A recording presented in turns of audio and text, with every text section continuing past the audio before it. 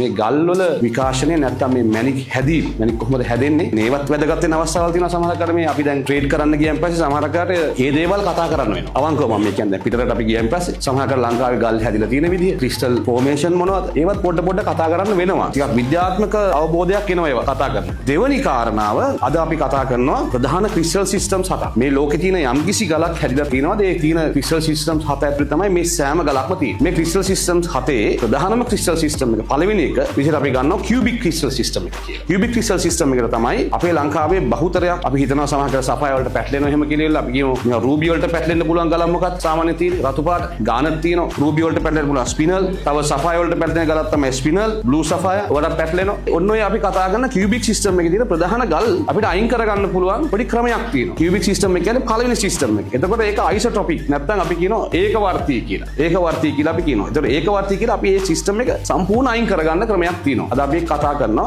එක දවසකට ඔයගොල්ලන් සර්ටිෆිකේට් එකක් දානවා ගලක. නොදන්න ගලක නිල් පාට වෙන්න පුළුවන්, කොළ පාට වෙන්න පුළුවන්, රතු පාට වෙන්න පුළුවන්. මේ සර්ටිෆිකේට් එක දාන මොහොතේදී ඔයගලන්ට වැදගත් වෙනවා මම මේ කියන දේවල්. අද දැන් දෙවන දවසේ ඉගෙන ගන්න දේවල් ගොඩක් වැදගත් වෙනවා. අනික ඔක්කොම ක්‍රිස්ටල් සිස්ටම් 6ම අපි කතා කරනවා. දැන් මම කියන ප්‍රධාන ක්‍රිස්ටල් සිස්ටම් 7ක දැන් ලෝකෙම තියෙන කියලා ගල්. අනික ක්‍රිස්ටල් සිස්ටම් 6ම අපි ගත්තොත් ඇනයිසොටොපික් කියලා අපි අයින් කරනවා. ඇනයිසොටොපික් කියන්නේ ඒකවර්තී නොවන. ඒක ඇතුලේ තියෙනවා තව යුනිඇක්සියල්, බයිඇක්සියල් කියලා එකක්. ඔය දේවල් ටික අද අපි පොඩ්ඩක් ඉගෙන ගන්න ඕන නිදහසේ.